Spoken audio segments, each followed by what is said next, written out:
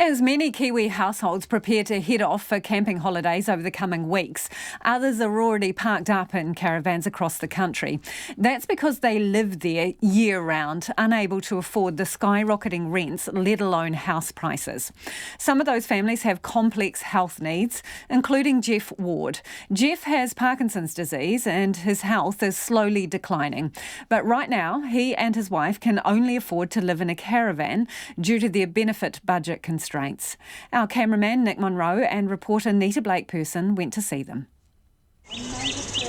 The sun and cicadas are in full force at this Bay of Plenty campground, the quintessential Kiwi summer. But for Maureen Ward and her husband Geoff, this is no Christmas holiday. Christmas, we've got no room in the caravan.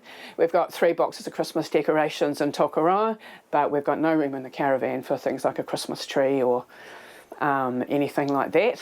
Basically not really going to celebrate it this year.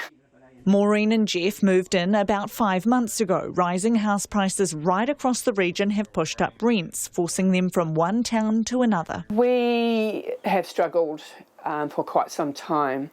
About 9 years ago, my husband was diagnosed with Parkinson's disease. And we did own a home, but we lost that home when Geoff was made redundant.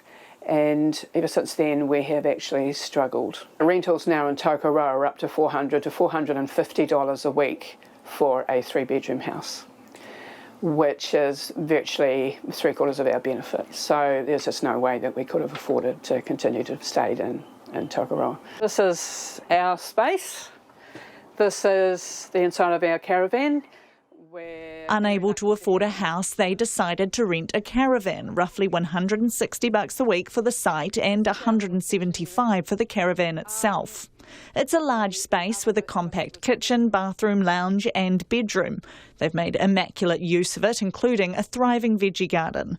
And while it may seem idyllic on a hot summer's day, it's a nightmare situation for Geoff's declining health. Though we enjoy living here, long term this is not suitable for my husband.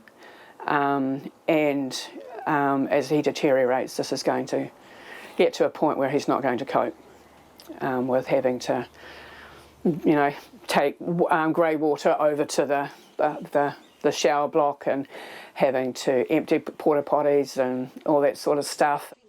But their budget means they have no choice and face a lengthy wait for accessible public housing. Maureen is a qualified early childhood teacher but is out of work at the moment due to an injury, so they're both on the benefit. She says that's not nearly enough to cover the realities of current living costs, despite their tight budget. We get a power bill or a phone bill or the car breaks down and we're like, how on earth are we going to pay that? Because sometimes it can actually smash our budget completely. And it does cause stress. As I said, I've cried bucketfuls at times. I had real battles with winds this year and I'd get off the phone totally frustrated and angry because they make us feel like it's our fault. When it's not our fault that my husband got sick. That's not his fault. And this caravan park is full of people who know those frustrations all too well, like this recent arrival. Well, I was in Whakatane. I was on emergency accommodation for ages and getting help from Winds all the time about how much it was costing.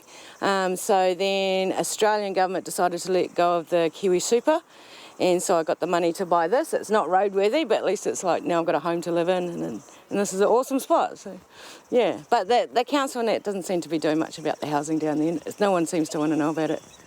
And this mother, who's lived here for more than 2 years with her daughter. It was less of a choice than a necessity.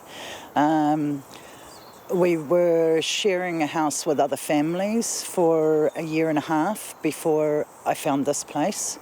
So when the opportunity came to buy a caravan here and have our own place instead of having to share with families. At one point we were 10 people in a house with 1 bathroom. And have our own place, yeah, we jumped at it. She says most campgrounds in the area are full with people living with similar benefit budgets, all of whom are at the whim of the campground owners. You don't have any rights because you're not supposed to live permanently in a campground. I think the bylaw rules are generally 100 days per year. But because there's nowhere else to go, the reality is people are living full-time. WINZ are putting people into campgrounds full-time. Many of the residents live here full-time. Most Checkpoint spoke to said it was all they could afford and they had nowhere else to go. Maureen says there's a stigma attached to people living in campgrounds, which makes finding work hard, trapping them on the benefit and out of the housing market. Nobody in this campground are no-hopers. They are good people who are just can't afford to rent or can't afford to buy. But she says things needn't be this bad. If benefits were to increase, she believes it would go a long way. The government needs to see that we are not in a position because we're lazy. We're not in a position because my husband doesn't want to work. He'd much rather go out to work. And that we're not going to be able to work. So, you know, why should we have to renew our medical certificate every 2 years? As she continues to wait for a change in income or circumstances, the emergency housing waitlist her and Geoff are on continues to grow. This month, the housing register hit a record high, nearly 22,000 applicants, with the government this week advised many of those waiting are unlikely to receive a house. So for now, it's campground Christmases as the housing crisis continues. For Checkpoint, Blake-Persen.